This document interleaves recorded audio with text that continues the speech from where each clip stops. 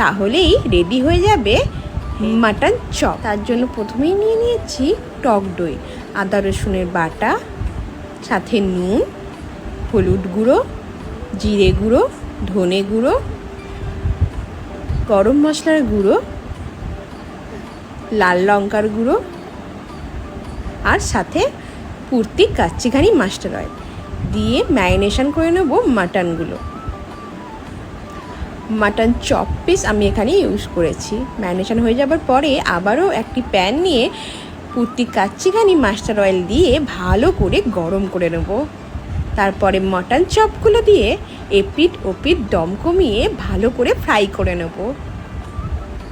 তাহলেই রেডি হয়ে যাবে mutton chop with Purti Kachchi Ghani master oil.